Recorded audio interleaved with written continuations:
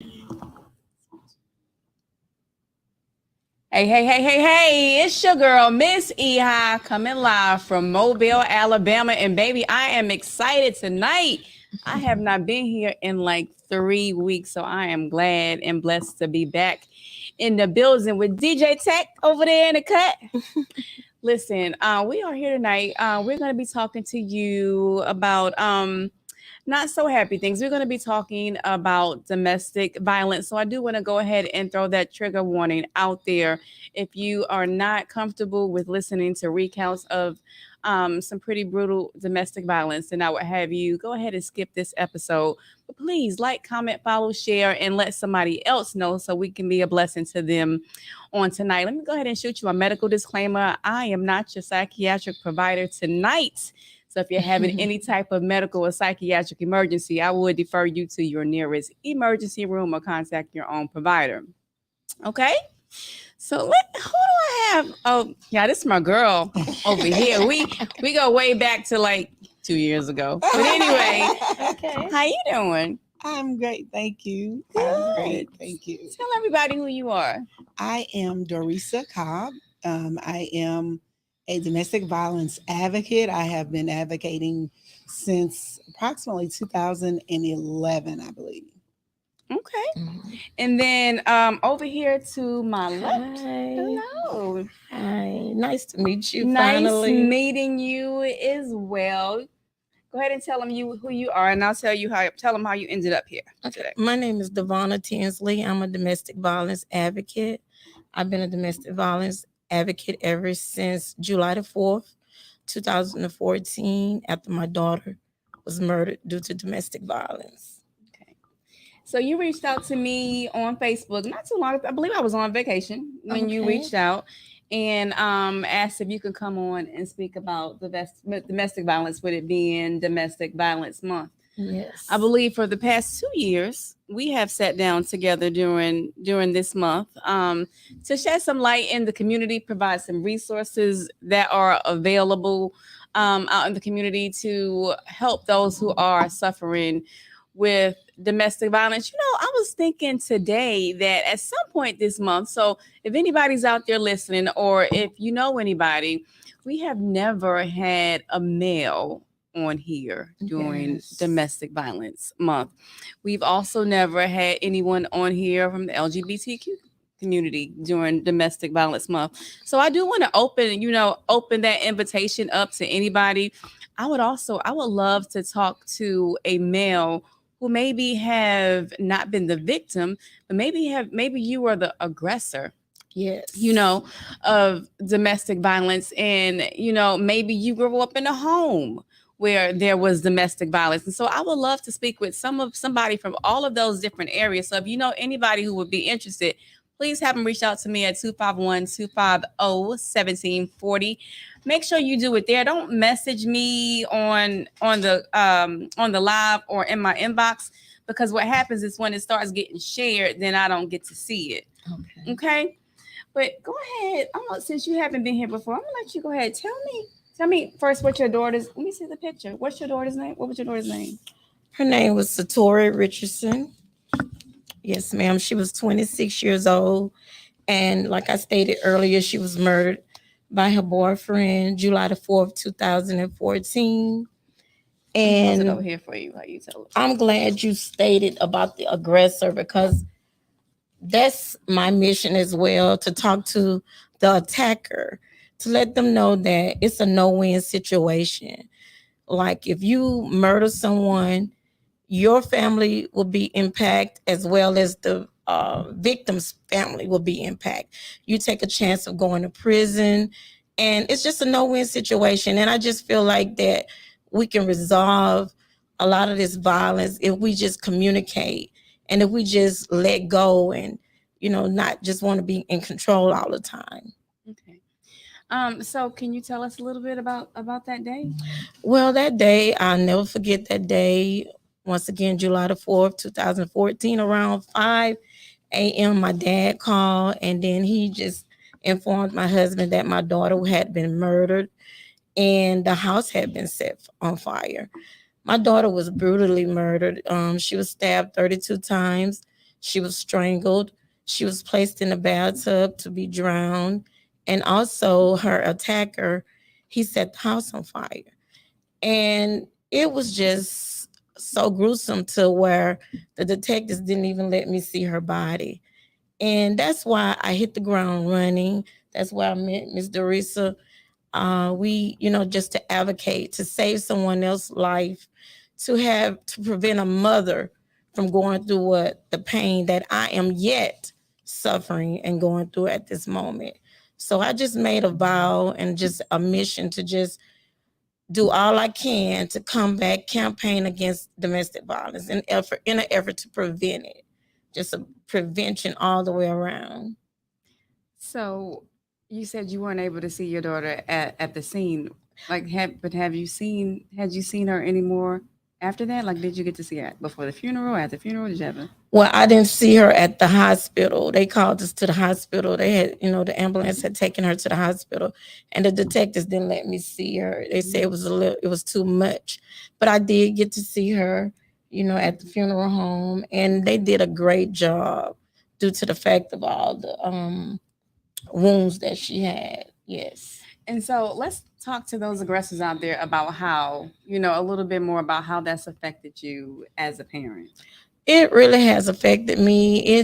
I'm dealing with mental illness at times, depression, anxiety, just all sorts of illness have came about, high blood pressure and stress, post traumatic stress disorder.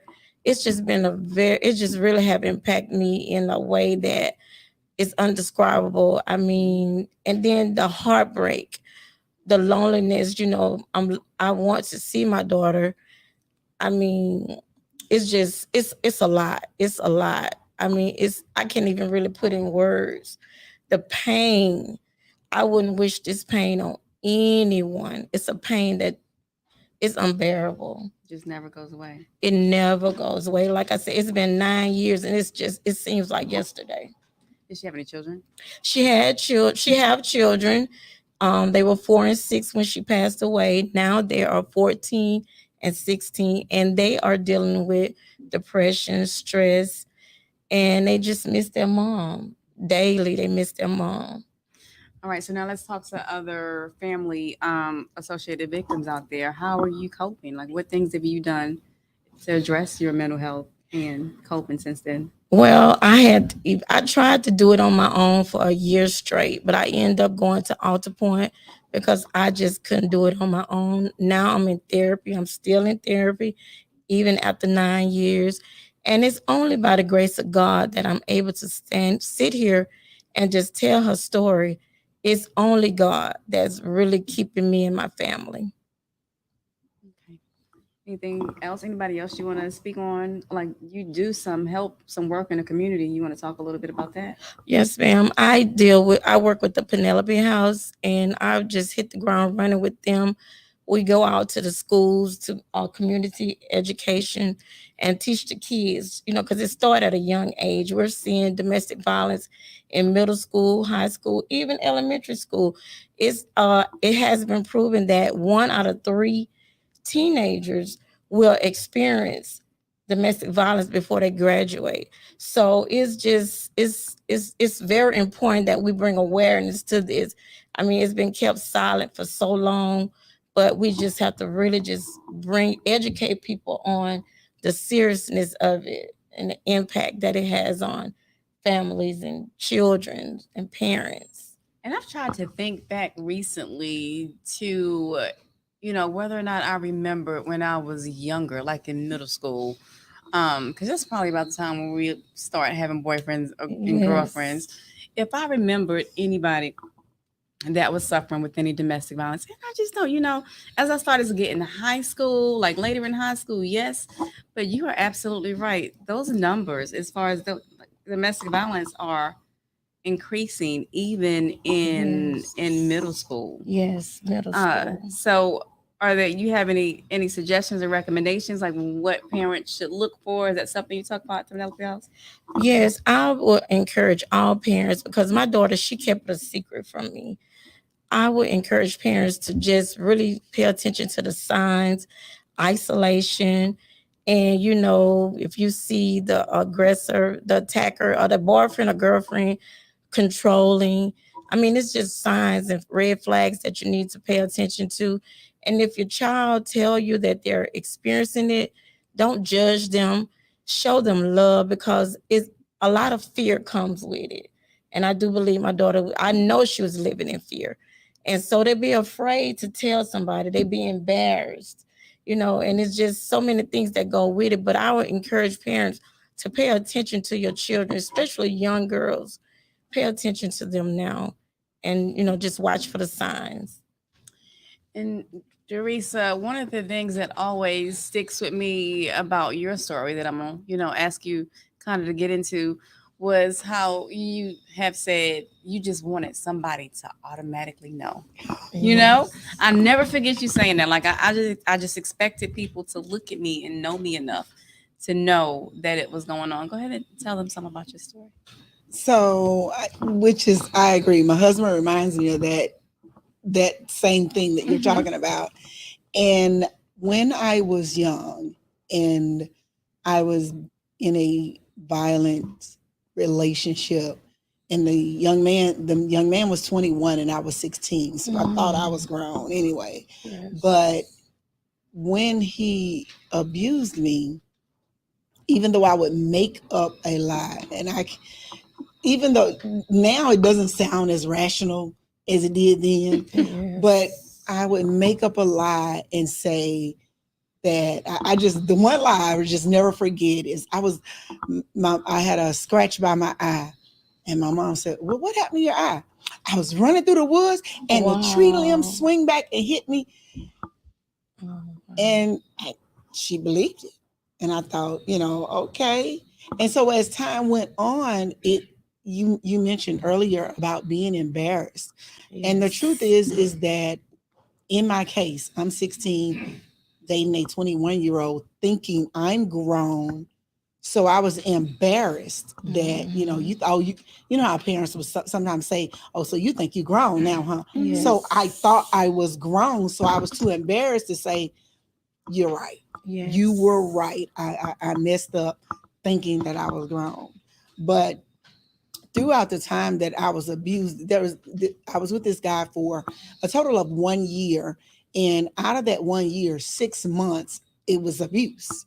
And I thought to myself, like, when there was a few incidents where there was family members, his family members, never mine, but his family members were there.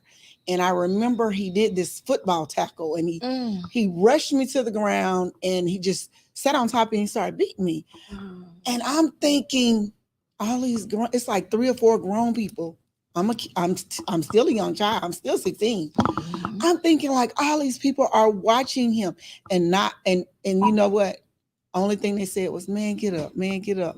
Not one, he was a petite guy, but not one of those adults attempted to pull him off of me. I'm a female, he's a male, he's 21, I'm 16, but nobody moved to get him off of me. And I didn't understand it. It didn't make sense to me when I was going through it, even though I was lying and saying that, "Oh, nothing's wrong, nothing's happened."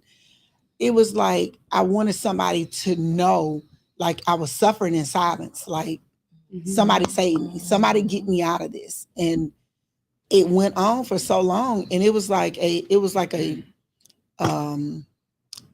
over and over again. It was like, how they talk about the honeymoon. Yes. The honeymoon, like, he bought me the gifts. He bought me my first pair of Levi's, my first pair of Nikes, all these things, and I was poor. So you got to look at, even now, you give a young girl something she's never had. You tell a young girl, "I love you," and her father was never there to tell her, "I love you." Nobody else in the family is saying, "I love you." So this one person, the first person that tells me, "I love you," he's beating me. Yes.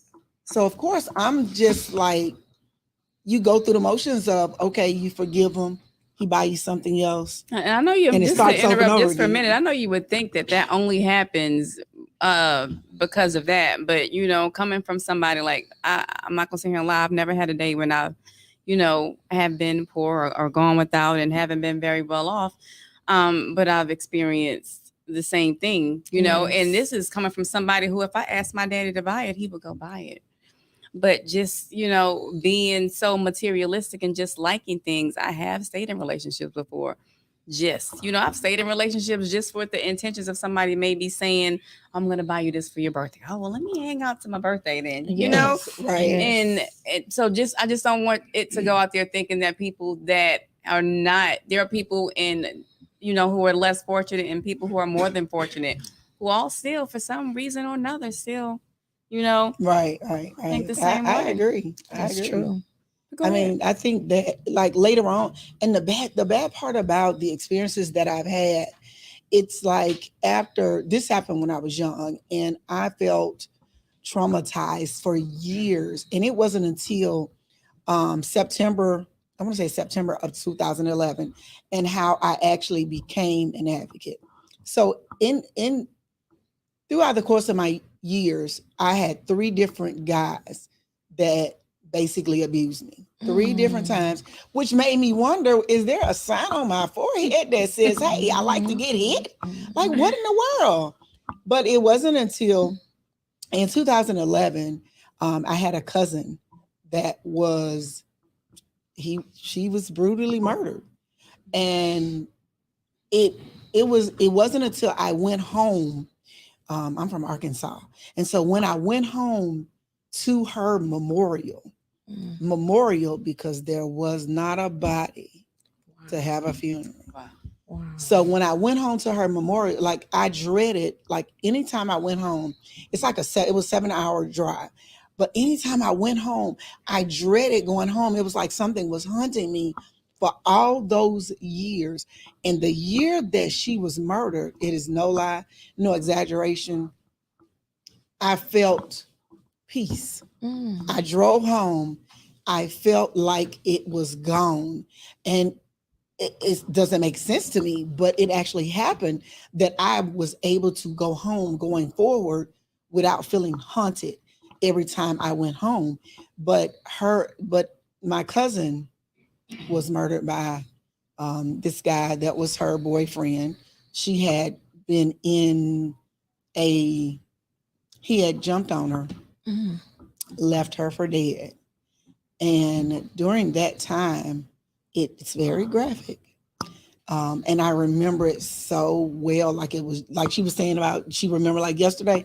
Certain things you remember like it was yesterday. And I remember my cousin, they wrote an article that he had beat her, left her for dead, and put sticks in her ears to bust her eardrums, blackened out her eyes to where she later on had to have plates in her eyes in order for her to be able to see, and put dirt in her mouth in order to leave her for dead. But she somehow survived. Wow. And when she survived, that means now you worried about somebody testifying against you. Mm-hmm. So because he was worried about that, she went into a shelter, which, the domestic violence shelters are available in any city you go in. Mm-hmm. You can 1-800-799-SAFE, and you can get in touch with a domestic violence counselor, get you in a shelter or what have you. But she was in a shelter, and she went back to go to court, was terrified. And I'll never forget somebody said that she was supposed to go to court that day, and they said, well, she ain't made it here yet, and said that she left. She told her girlfriend, that one person you tell. Mm-hmm. She told her girlfriend, I'm going to get some money from Mario. Oh, wow. Mario is the person you're going to court that left. You're going to court for him because he left you for dead. And that was the last anyone had heard anything from her. And so, And she actually told someone that she was going to go see him. Yes. Oh, wow. Yes. So I think, of course, me as the person, like, why didn't they say, well, I'll give you the money? Why? How you think about all the things that you could have said, you could have did, you would have, and it didn't happen. And so later on, long story short, He murdered her, put her in Wow. a barrel, set the barrel on fire, blah, blah, blah, rolled it in the. They finally were able to get him for 25 years for um, the first attempted murder. Mhm. I think it was 25 years for the attempted murder, and then I want to say it was like 30 years for the Murder. because they couldn't find a body. They couldn't do the. Oh, So wow. from that day forward, it was a I felt that God put me here for something. Like Mhm. I went through the experiences of being abused on multiple occasions, but I'm still alive. Mhm. So Mhm. I felt like there's something that I'm supposed to do something. I'm not supposed to just keep it to myself and say, I survived and that's the end of it. But there's somebody out there because I was young when it happened to me first. So for me, I've always advocated for the young people because Mhm. teaching them about having healthy relationships, the knowing the signs of recognizing somebody when just because if they blow you up on a regular basis and they're following your location, Mhm. that's not always cute. Mhm. Mm-mm. You might think it's cute, but that's not That's always a cute. red flag. Right. I think that we don't know red flags or we don't We we don't don't. teach the red flags. And it's like you have to really teach the young people at an Yes. early age on how to have healthy relationships, what to do in a healthy relationships. And even though I don't worry about how I started. Everything I do, I take into consideration. I have a daughter. She's looking at me. Yes. Mhm. I want to teach her how to have a healthy relationship, what a healthy relationship is. When you see these things, what do you do? Because I would never want anybody to have to do or deal with what What you Right, Miss Demont, absolutely. right, never. Absolutely. Never. And so everybody, that right there, what Whew. Dorisa just said It's a is lot. what Journey with Trish was. This is why we're here, because the Yes. shining light that nobody can see serves the world absolutely no purpose. So when you start to go through these things, that's what you have to start thinking of. You have to is gruesome or as bad that whatever it is may have been. You got to know that there's somebody out there who has gone through it before, and you may be a tool. Like I think I posted the other day, like we have to stop staying silent because you have the power to be a weapon of mass Yes. destruction. Definitely. So you got to start speaking out. You got to start figuring out what your purpose is, figuring out why. Okay, God took me through this for what? For why? I truly don't believe that God takes us through things with solely an intention of hurting or harming us. Why? Because He said, "Behold, I wish above all things that you would prosper and be in good health." So if something happens, use that healing Yes. to be a light to somebody else. What are we doing? Anybody know what we're doing as far as in school systems and getting the word out to young girls? Because we obviously we would hope that everybody knows that we are at home the first role model. When it Yes. comes to setting an example for our children and what a relationship is supposed to look like.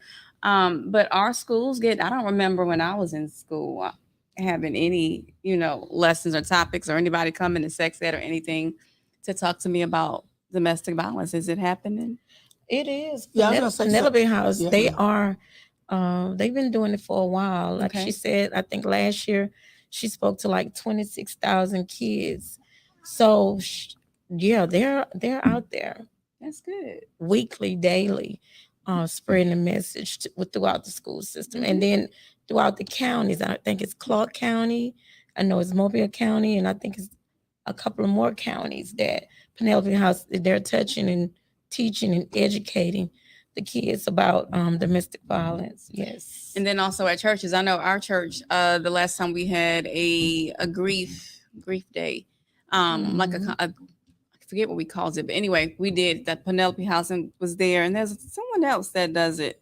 What is it that's in the lighthouse? Yeah, The lighthouse in Okay. Robertsdale, they were also Yes. out at the church that day, giving out information, and they spoke on domestic Yes. violence. I would definitely love to see more churches Me having too. these health days Yes. so that we can reach and educate more on I know we listen, we preach about the word all the time every Yes. Sunday, but we got to start giving some good guidance as far as daily living, right? Because y'all tell Yeah. us all the flesh is weak. They're like we're all still flesh, and we go through things in the flesh. And so, how do we navigate this world in the flesh and face all these things without some education? Yeah, and Definitely. issues because it's happening in the churches, it's happening everywhere.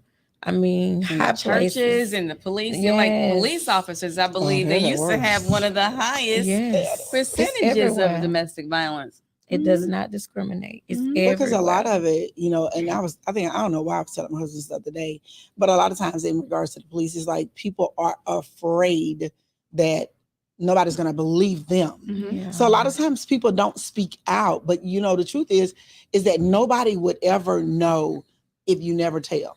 So Yes. the other, like one thing I know, I'll never forget learning this was that um, I realized that had I if you are a person that is um, going through some type of intimate partner violence, Yes. male, female, whatever it is, that if you never told anybody, you never took a picture, you No, never that's called the true. police, you never did anything, and somehow that person attacked you and you reacted and they were no longer alive. Yes. There's no proof that they were abusing you, and you could go from being the victim to being the person that's in jail. Yes. Mhm. So Several cases. you have to, like, really, you have to, like, it's not saying that you don't want the person that's abusing you, if you're afraid for your life.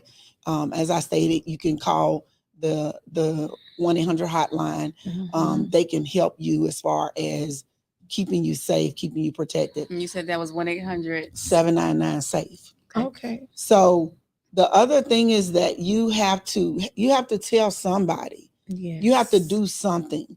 And we as people gotta stop judging people. Yes. And I think that that's one of the reasons. I'm That's one sorry, of the I'm the reasons. main one. Come on here. That's one Yes, of the reasons sometimes. why a lot of times people won't say anything, because they're afraid of somebody judging them. And I'm like, Yes. you have to, as a friend, realistically, you're not going to always agree with what somebody does, but as a friend, you got to listen. You got to be there, even if you're keeping a record for them, so that they don't have, so that the person that is abusing them, until they're ready to get out, they're not going to get out. But you have to keep a record, so that if anything happens, anything goes left, somebody knows something. Because keeping quiet, it doesn't help anybody.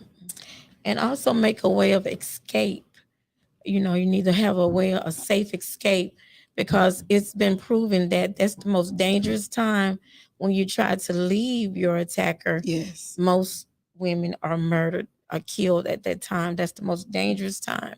So you need to I make a remember you safe talking escape. about your like escape from that last Yes. relationship, and how you had this friend Mhm. who you would talk to, and she knew what was going on, but she knew not to say anything Mhm. to him, Mhm. so you Mhm. would be. I would tell her, like, anything that was going on, I would always tell her, Yes. because if something happened, I wanted it to be known what was going on. Yes. Mm-hmm.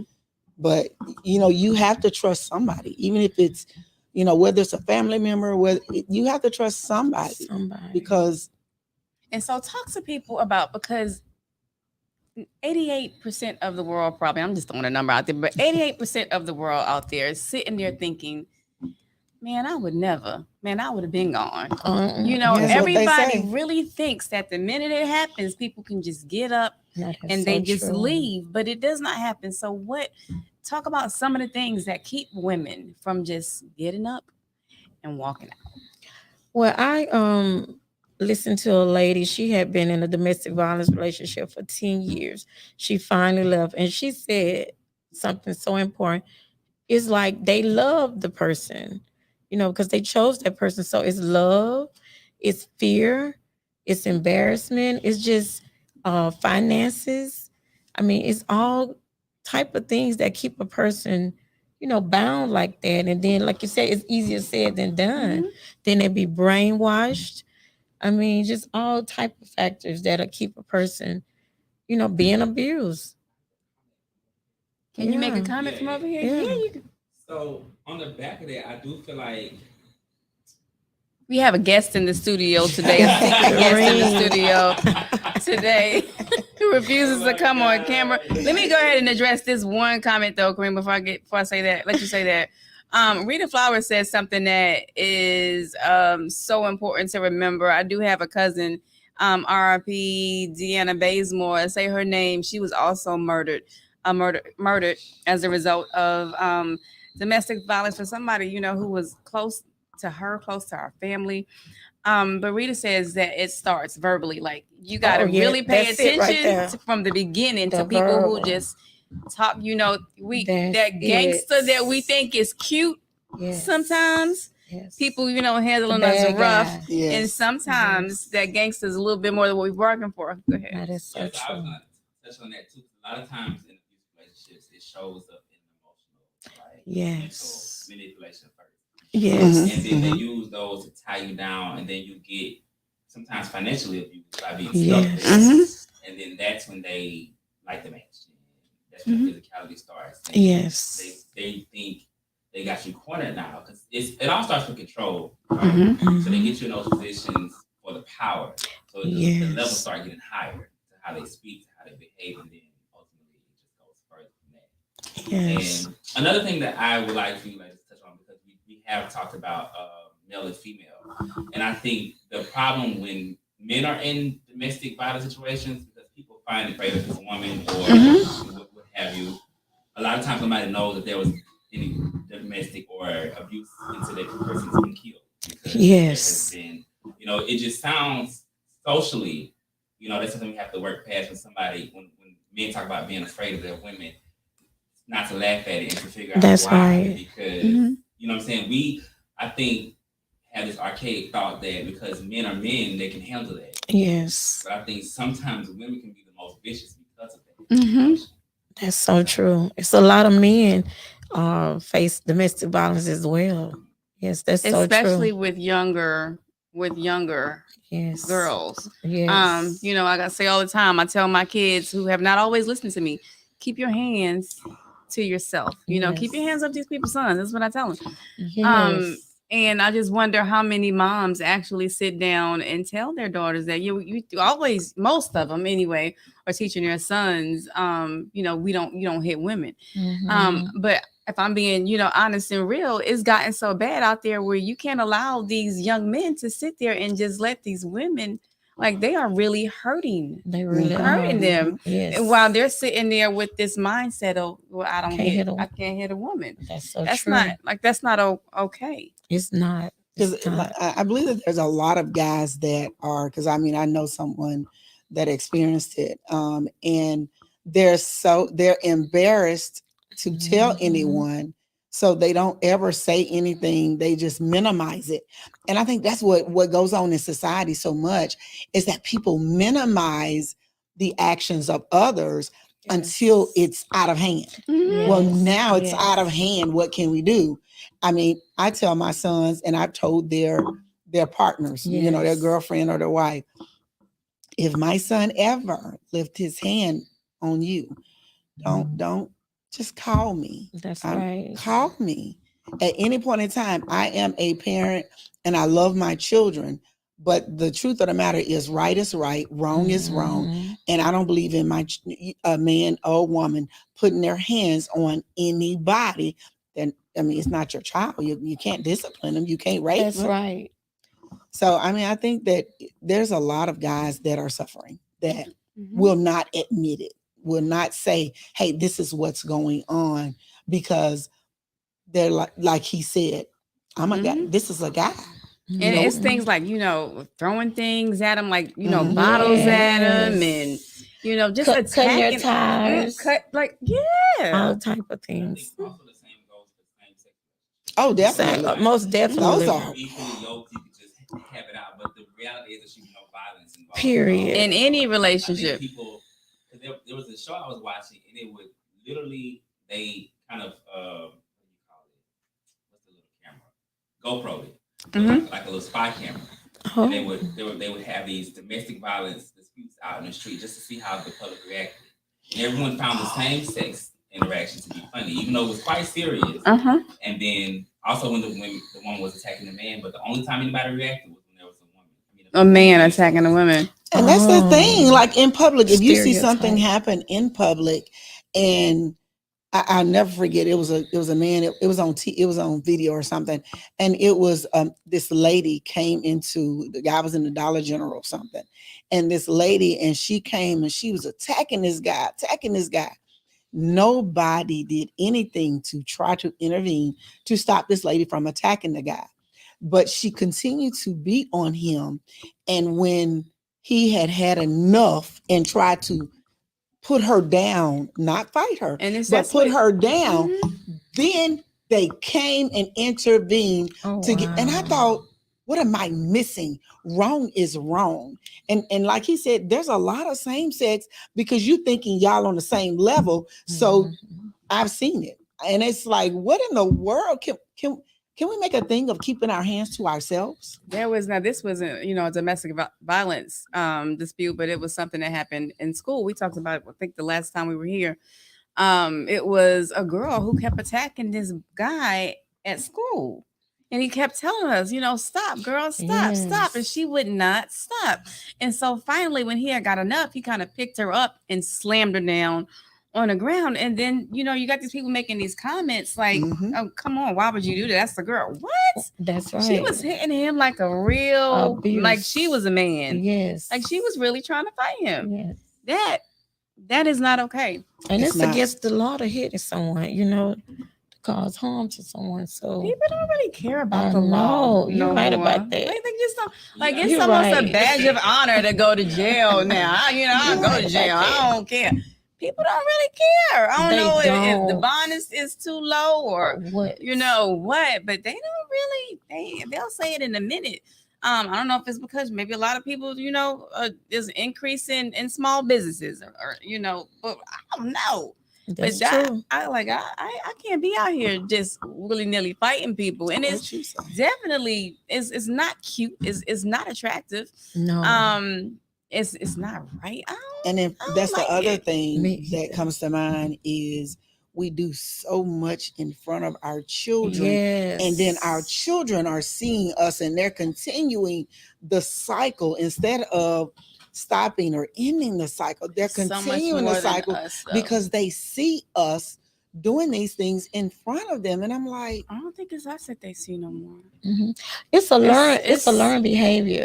This social media. Yeah, I agree. Social media and TikTok, like I, even as a parent and as a psychiatric provider, have kind of blown it off, blew it off when the government and these, lobbyists were talking about social media and what it was doing to these children. But it took for my teenage daughter to come and tell me, they make it look so fun. Yes. And then I started learning about algorithms and everything, and so if you watch one fight, they're gonna send you 3 fights. This is true. And so they just keep watching it over and over and over, and it's just been, they see it as entertainment, and they're gonna. The other thing that drives me crazy is when you see something like that. It's one thing that you don't intervene.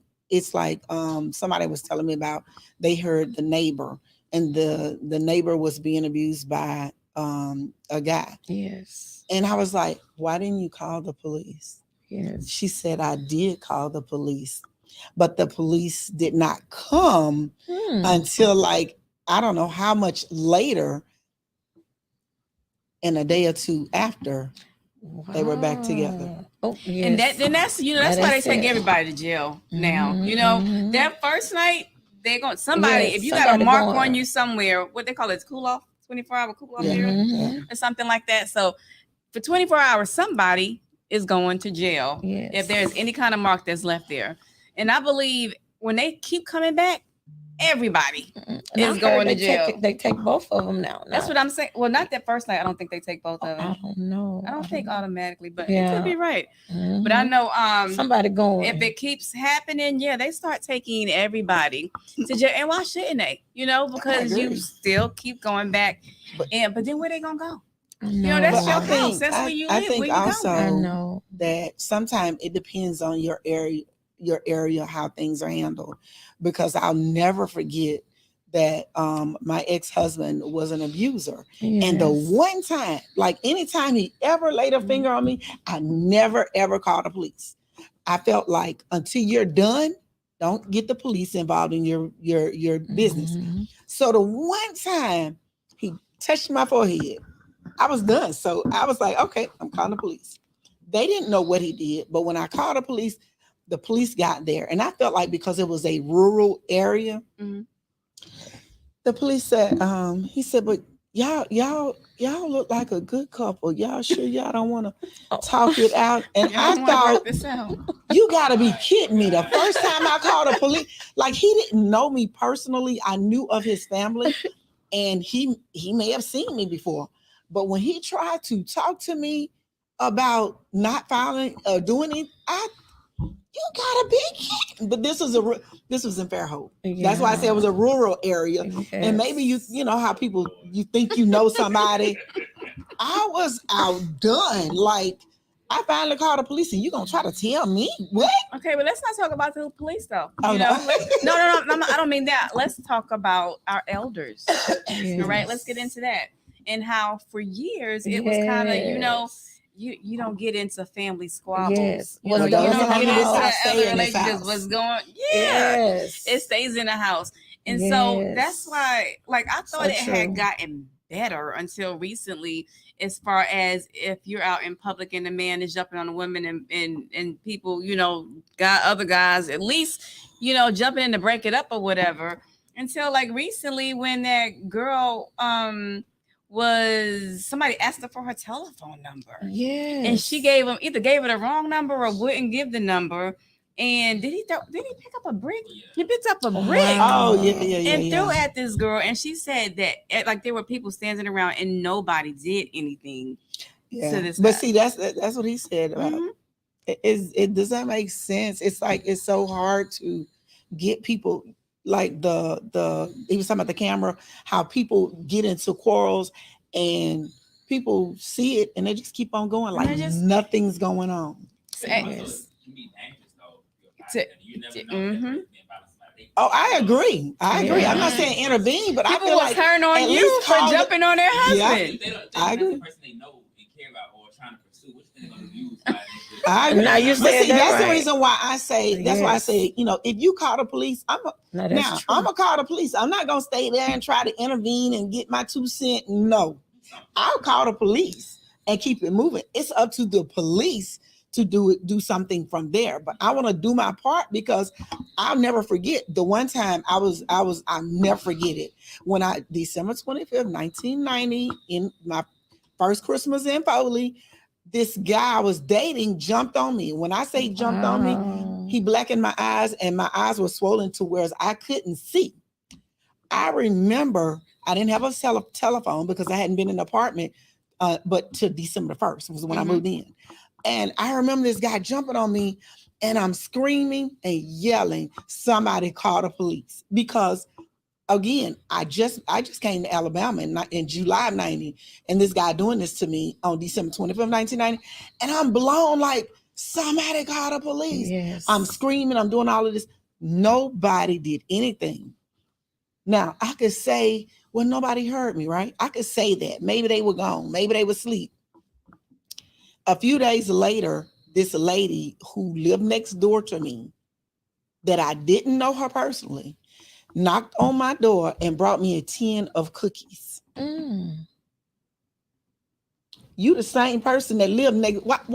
Why nobody called the police? And I didn't have a cell phone.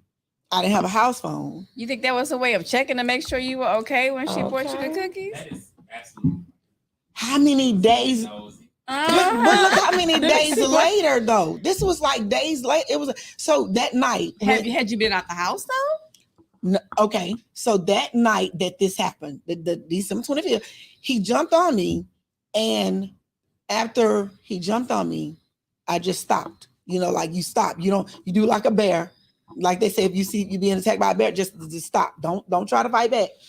So he fell asleep, drunk. Is that what you're supposed to do?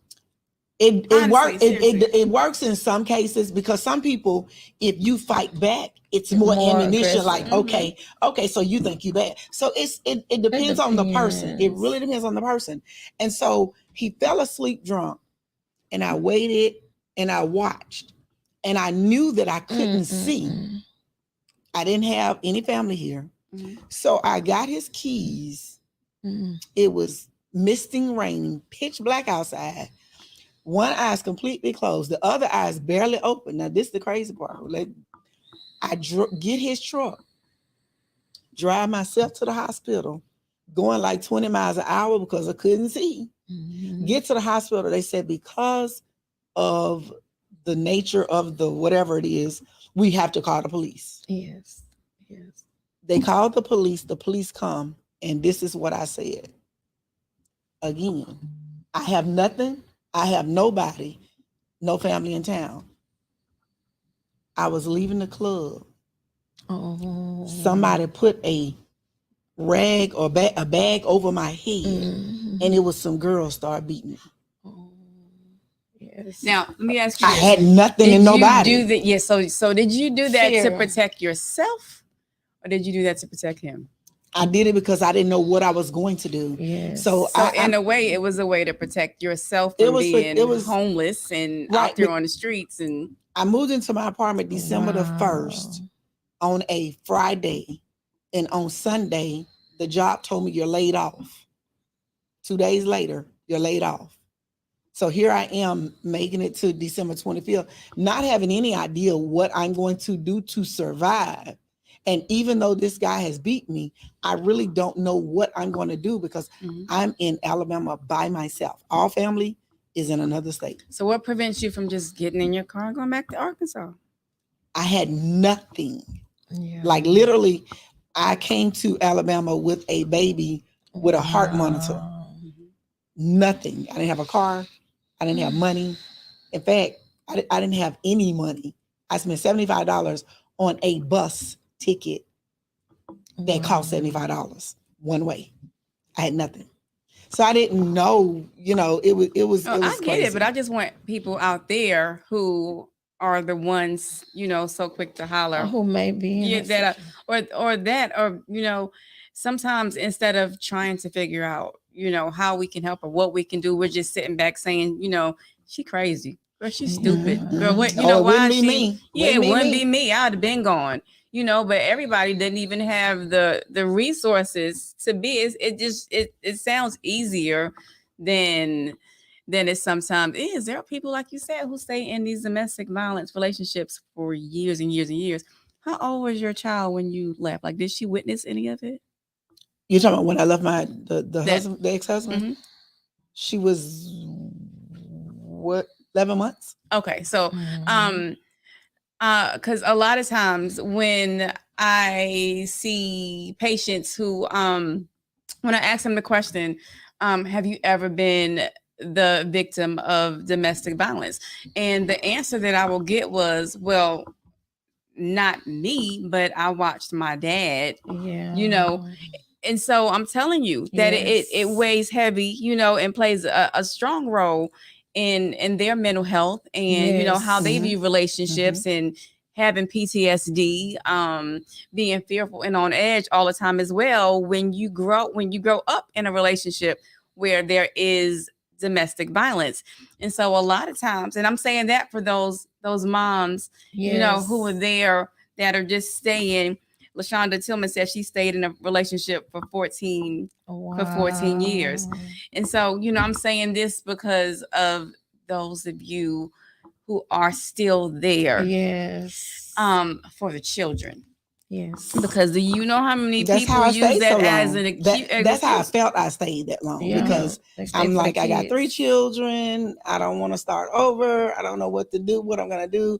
Let me hope he's going to change. Yes. I haven't asked a question. I haven't asked a child or adult now the question yet.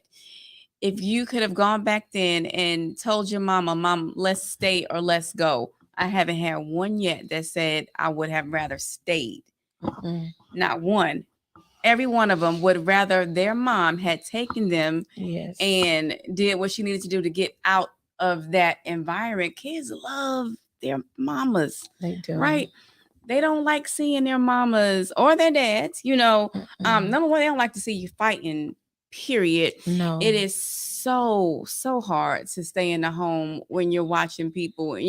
Speaking from somebody who, there wasn't a lot of fighting in my home, but there was sure a lot of arguing. A lot of throwing things and busting holes in walls and stuff like that. And so, while my youngest children may not remember it, my oldest daughter Shamaya will give you vivid recounts of some things that even I have forgotten. So please don't think that they're not watching. They are watching. Please don't think that they don't remember and that it doesn't affect them. So if you resources like 1-800-799-SAFE, and then just find, you gotta be able, everybody gotta have somebody that it's 8:00. Everybody got to have somebody that you can trust. Yes. That you can talk to. We got to get out of that mentality of you don't need nobody. Yes. Okay. There is help available. There is help available. However, you cannot expect somebody, no matter how much they know you, to just look at you and be able to tell that something is wrong when you are actually trying your best to hide it. So how are you trying to hide it and still expecting me to know that is going on? Yes. Right? So any numbers you want to plug out there or websites or anything? Well, Penelope House, I'm sorry I don't have the number, but you can look Penelope House up, and it's a 24/7 number, and they are there to help. Like they said, you can come as you are. You don't have to have money. You don't have to have anything. You just dial the number, and they will send help for you. Mm-hmm. Yes. Yeah, Devonna Tinsley. And you can also reach me on Facebook, Devonna Tinsley, Instagram, Devonna Tinsley, also YouTube, Devonna Tinsley. And I'll be glad to direct you to some help. Tell them your baby's name. My baby name's Satori Richardson. Please say her name. And please remember her story. If you're encountering domestic violence, or if you know someone that's in a domestic violence relationship, please make a way of escape. It's for your good. I know my daughter never thought that July the 4th, 2014 would have been her last day, and she did not want to leave her kids. I know she didn't, but I'm advising you to please get help. It's very important. Devonna Tinsley, ladies and gentlemen, thank you so much for coming on the show today. Thank you for having me. You are welcome. Any numbers or websites you want to plug in there? Well, the number to the 800 number is the only number that I would give. Yes. And that's because you're able to call. A lot of times, sometimes people call just to have somebody to talk to. Yes. Until they're ready to get out.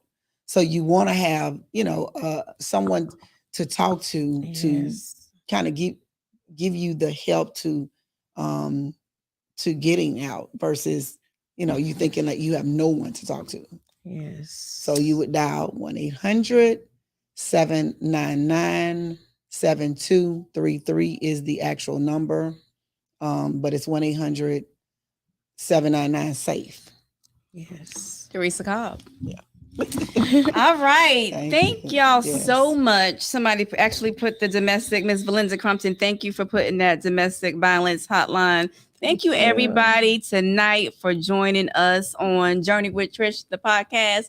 Thank you to Kareem over there for being in the building, DJ Tech for making it happen. Yes. Man, I'm telling y'all, I missed y'all so much. I'll be back next week. Please join us next Tuesday night at 7 p.m. when we will have Miss Hope Matriarch Owens in the building. Awesome. The name of her book is Becoming Hope. She stopped by. She reached out to me. Okay. Because this is what, shout out to y'all for making it happen. She reached out to me on Facebook and told me she had written a book and she wanted to know if I would read the book. And so she met me up here in the parking lot, brought me the book, and I held on to it for a minute. When I got on a plane to go to Jamaica, I was like, oh, I got this book. Yes. And I was like, all right, well, I'll read a chapter or two. Finished it before I got off the plane. It was excellent. Wow. So she that's will awesome. be here next week, and we'll talk some more about domestic violence, child molestation. It's gonna also be a pretty hard, tough episode, but we're gonna tackle it. Yes. All right. So thank y'all for coming out, and I will see you next Tuesday. As always, we're gonna end with the word of prayer. Don't forget tomorrow, if you want to listen instead of watch, we will be on Google Podcasts and Spotify and Apple Podcasts, all your listening apps. Just type it in, Journey with Trista Podcast, and come on and watch it tomorrow at about 5:00 p.m. or after, even on TikTok. Follow me on TikTok at Miss Eha. When you see me in this cute little white shirt talking, saying, hey, come join the podcast. Look at the bottom, click the link. It will take you straight. We're trying to make it happen. I'm trying to make it easy, accessible. So y'all can watch. All right. So thank y'all so much. And remember, you got to find your purpose, because a shining light that no one can see serves the world absolutely no purpose. All right, y'all ready? Let's pray us on out of here. Yes. Father God, in the name of Jesus, God, we thank you Lord. for bringing us here together tonight. God, we just want to ask that as you are already there in the midst of everything that is going on, God, we ask that you would be a fence. God, we ask that you would send healing. But number one, God, we ask that you would send deliverance from every domestic violence situation that is going on in our community and in communities across the world. God, we know you to be a faithful healer. And we thank you and we praise you for your grace and for your mercy and for doing all things for us just because we ask. God, you said you promised us. God, you promised us life. You promised us hope. You promised us a good future. You promised us good health. And we are thanking and we are praising you for that tonight. God, everybody sitting next to me, Devonna, Teresa, Kareem, and Tech, we speak more money, more power, more blessings in Jesus' name. Amen. Good night, good night, good night.